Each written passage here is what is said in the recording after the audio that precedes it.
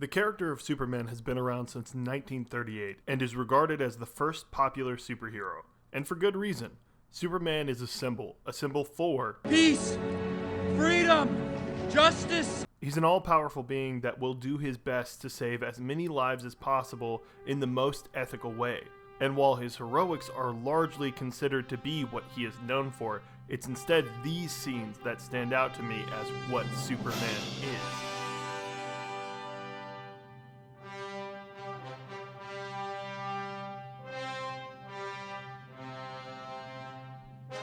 Superman has never been about how he saves.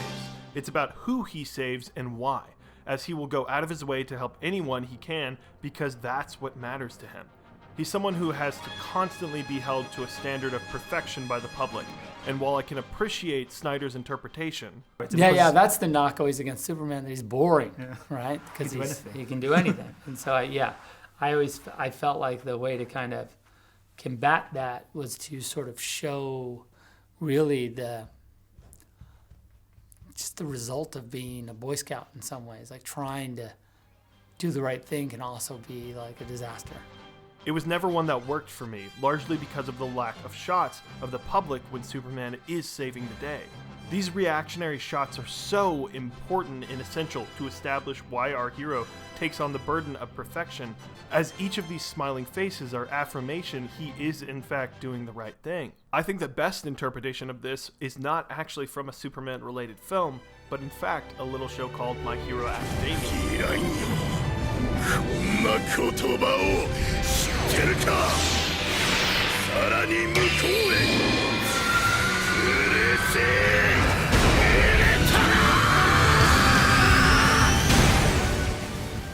All Might is the #1 hero and is the symbol of peace.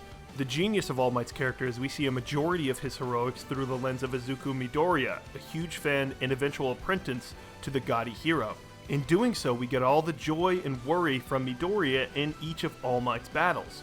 While these fights themselves are good, this perspective adds so much stakes and weight to the moments in the show. You know why Midoriya cares about All Might because of what he represents to this world, and you know why All Might won't back down because of his legacy and inspiration he gives to others.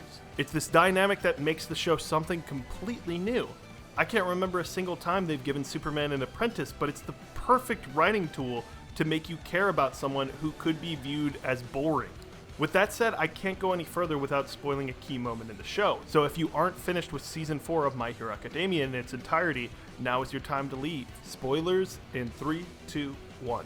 Once All Might loses One for All, the world is without a symbol, much like the many iterations of the death of Superman. While I do think it is handled well in the comics, what My Hero Academia does to establish the sense of growing anxiety from the public is the best interpretation of this storyline. The new #1 hero, Endeavor, is actually very similar to Snyder's Superman. He isn't beloved by the public, but he still would do everything to protect them, because that's what heroes do. However, when a new big bad shows up and he doesn't handedly take him down, mass hysteria ensues, which is to be expected from a society that's had a pillar of hope for so long that crumbles. It lingers on in this very dour scene, and we even get this heart-dropping line from a reporter saying the symbol is gone. But that's not the best part. To me, the defining moment of the show is what this person says right here.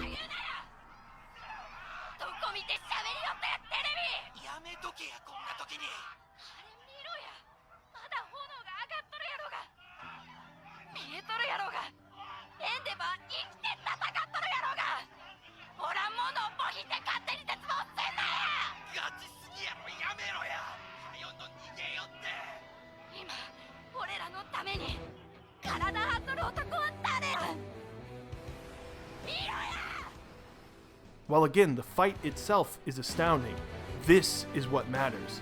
Someone standing up to the terror of a lost symbol to remind everyone that heroes are still fighting to protect them. This character hasn't been established in the show, but in these 2 lines of dialogue, they perfectly expound on what it means to be a hero, fighting for the little guy against all odds, which I believe is a fantastic way to write for a character like Superman.